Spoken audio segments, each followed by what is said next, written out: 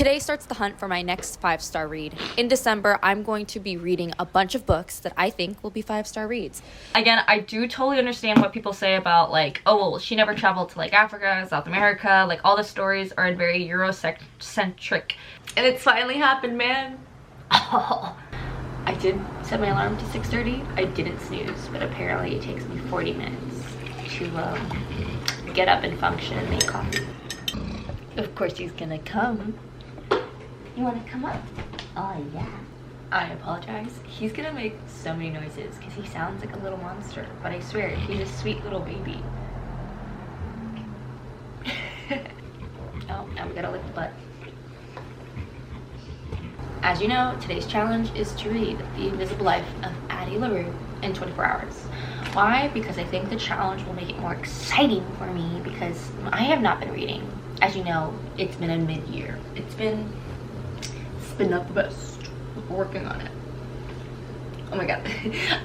Side note, I watched Wicked, and now I just keep doing the Galinda hair flip.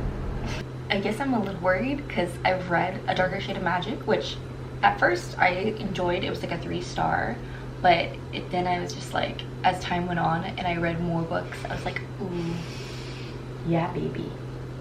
Oof.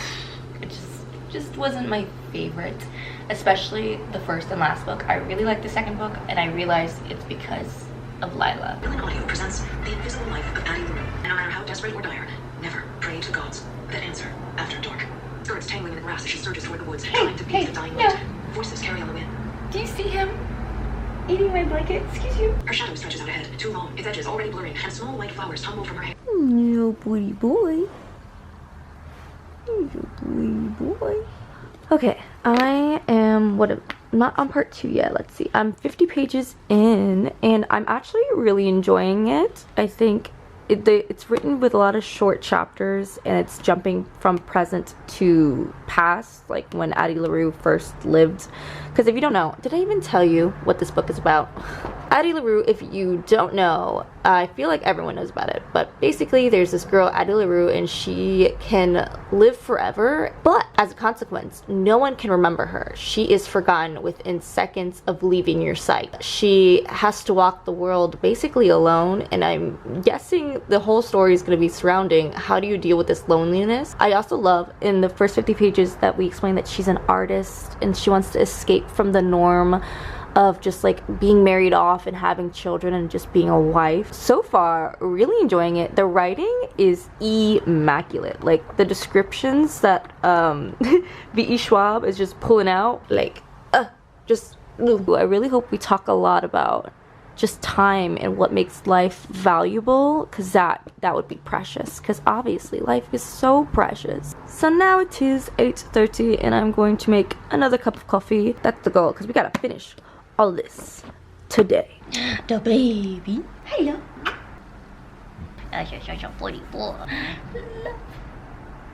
The PJs and the blanket and the couch might have been a mistake. It's almost 2 o'clock and I've only read 100 pages. Maybe I napped. It happened. Do you hear that? Yeah. Apparently this is baby's vlog. Okay, let's talk Addie LaRue. Since I've made it past the 100-page mark, I'm 108 pages. Let's talk Addie LaRue since I am now past the 100-page mark. Don't ask me what time it is. I know I'm so behind in my reading. Gosh, on my day off, you know, your girl's used to napping on her days off, not waking up at 6 a.m. trying to read. And I may have taken a 3-hour nap. Oops. Am I feeling 5 stars? I kind of am. And also, kind of don't understand people's complaints about black characters, just because I know she's in New York and we see her in France and like Paris and like Le Mans and other towns, but she literally has like explicit gay relationships, and there's a black character who I'm hoping we get more from. We might not get more from her, but it's not like completely devoid of black people like I thought, and that's also like a big critique I kind of hear from this book. So I'm a little shocked that I'm like, there's like gay characters and like black characters here and artists and like, so I'm trying to, I just think it's interesting that I guess people were just complaining that she never traveled to Africa, which I mean kind of makes sense because in the 1700s, who was advertising, hey, go to Egypt? People were going like, Paris, Paris, France, Paris, France. Her dad built that up in her head, and then New York makes like immediate sense. Same with LA. I think she has some time in LA, which I'm curious how many pasts we're gonna see in her life, because right now we're just kind of getting 2 timelines and semblance of flashbacks, like her first years in Paris being really bad. So the premise of someone forgetting you immediately after meeting you, like as soon as they look away from you for more than like 30 seconds, they forget who you are. The trouble of like your livelihood, your house, your shelter, like she can't rent because people will forget the instant she walks away that they sold her a room. Or, oh my god, she could find like an abandoned place. That'd be cool. The girl's been sleeping outside a lot of the time, and that makes me real sad. We haven't delved into a lot of the topics I would want to about living forever. There's a lot of suffering being talked about, but I would like to talk about what makes life special, but I think it's getting towards that. So yeah, 100 pages in, really enjoying it. Not sure if it's a 5 stars. So far, not too much, because the writing, though very immaculate and precious, I think a 5 star just leaves me in awe of like, wow, like I need to reread that again. Like, you know, y'all readers get me. You feel me, right? You feel me. I'm hopeful it could still really easily go there as long as like the characters go through some transformation, some realization. And I really hope the evil devil darkness character who put the curse on Addie LaRue, or granted her wish, because let's be honest, it wasn't a curse, she asked for it. I hope we see more of him. That would be really exciting. Addie LaRue, so we might not get him, so I'm not expecting that, but I would love that. Now I have to do like laundry and stuff.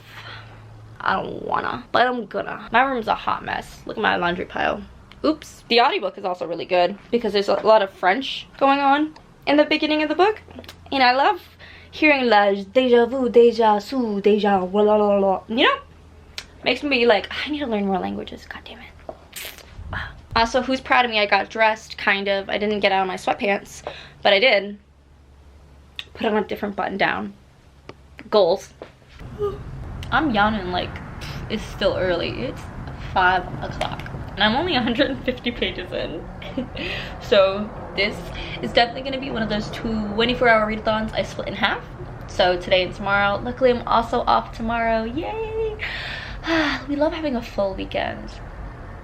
Enjoyable. Also, don't mind my hair. I literally didn't put product in it. I just shampooed and conditioned and washed it out because I'm lazy. But I just found a lot of appreciation for Addie's suffering, which sounds weird, but I think now that she stumbled upon somebody who's different, yada yada, I'm not going into spoilers, but you just really appreciate all the suffering she's been through and how she is basically cursed to have a horrible life, which is crazy. And then I also like that we are seeing that kind of dark demon spirit guy, not too often, but it's definitely a voice in her head, it's present, and he's clearly like wanting her soul, and it's just very cool. Basically, I'm enjoying it. I'm hoping for more of him. I really want him to also just like sabotage her and like whatever, but finally something nice is happening for Addie, so that's why I said appreciating the suffering. So I'm happy for her. I'm looking forward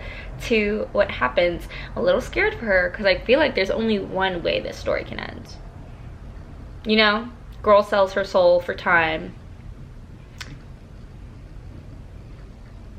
But what's also been lifting my spirits, oh god, I look literally insane, apologies. What's also been lifting my spirits is the Wicked soundtrack for the movie. I actually saw the movie twice already. It made me cry so hard. I don't know if you were fortunate enough to have gone and seen the Wicked show on like Broadway or when they traveled, because I think the Broadway shows will travel around too. Am I a theater major? I know not. But growing up, I think like just in Hawaii and with a family that doesn't really like musical theater, I never saw these shows. I never knew about them. So I had no idea what Wicked was about. I cried so hard. I'm so looking forward to part 2. And it's like Wicked's just one of those movies that it's like, I want to be in a movie. I want to be in a movie like that. But your girl has to learn how to sing. Acting is such an expensive endeavor. But it's been about 9 years of trying to be a full-time actor, and having booked commercials and projects and had my moments of success, but still living paycheck to paycheck. This coming year, it's like prioritizing money so I can invest in my career and things. That would be really nice. So if you're watching this, you made it to this point of the video, maybe check out my sweater design. Diversity isn't a trend. I can't wait to get it in the mail. Oh my god, I'm gonna definitely vlog the experience. I'm so excited to get it in the mail. I'm so excited if one of you guys get it. As of right now, I've only talked about it in one video, but no one else has purchased it. So we'll see if anyone ends up buying the sweater. That'll be really exciting. Good morning. Hello friends. So I actually got dressed today. Different plan for today, because yesterday I was like, I'm gonna read from 6 a.m. to 10 a.m. have breakfast, and I was like, I'm gonna do it all.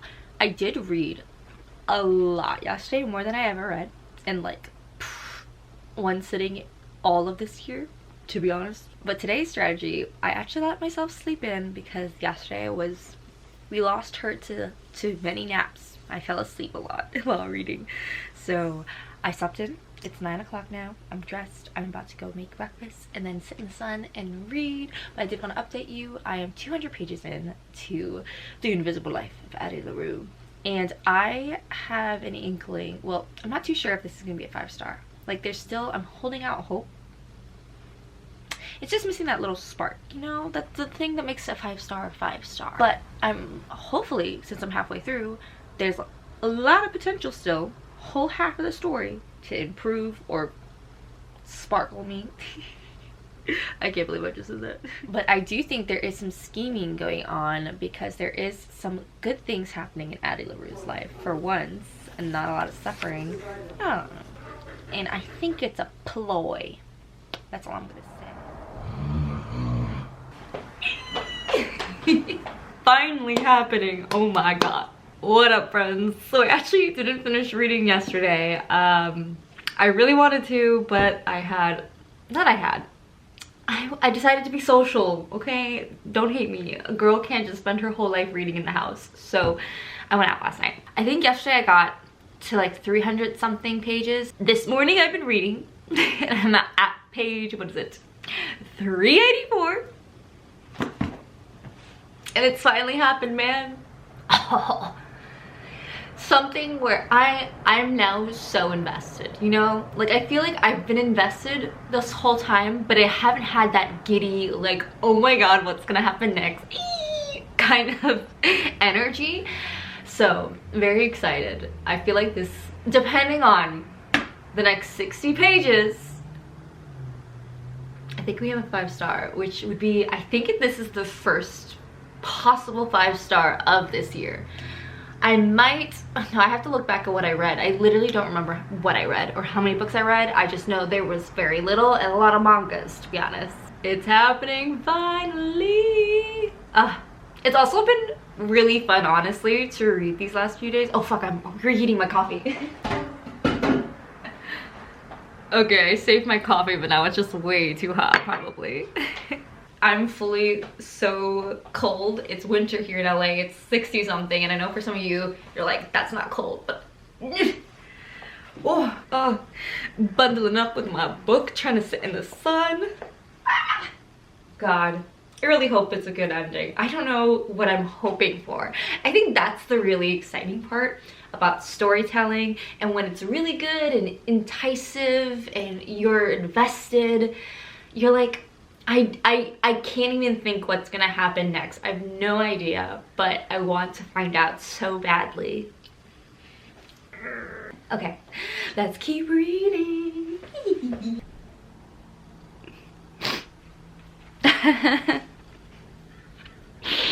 It's so sad.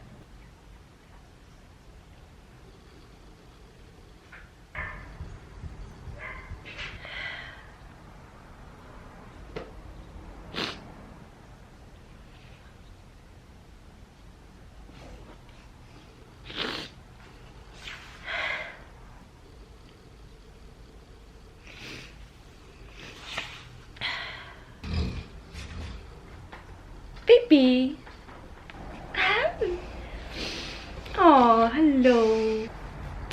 myself. Would you?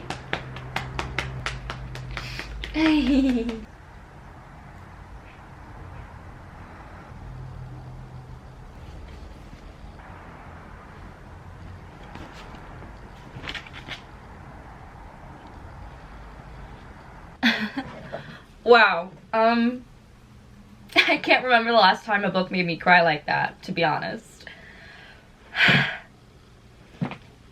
I just finished Addie LaRue, and I'm gonna end the vlog here because your girl needs to edit and upload. But yeah, this was a 5-star. Like, holy crap. It was just as twisted, dark, sad, meaningful as I wanted it to be. And then again, I do totally understand what people say about like, oh well, she never traveled to like Africa, South America, like all the stories are in very Eurocentric places, and I get that critique. I understand it, but at the same time it makes sense. This girl who grew up in such a small town and spending a few hundred years growing and trying to make a life for herself, but still immensely struggling. Like, I don't give it any faults for that. I also love that there are so many queer characters. We have black characters, like the inhuman characters. We're really talking about like love and desire and life and what you make of it. And I'm impressed by the meanings behind all the characters, the character arc. I really enjoyed the ending, because it's something I would do for sure, and which I love so much. I wasn't expecting it, but because I thought it was gonna have like just like a final ending, like a sad, but I'm like like it ended and I go, you go girl. So yeah, ecstatic. So I'm gonna keep my 5-star prediction vlogs going. We're off to a great start. I found a 5-star, so I'm now really looking forward to the next few books. Stay tuned to see what I end up reading, if I end up liking it.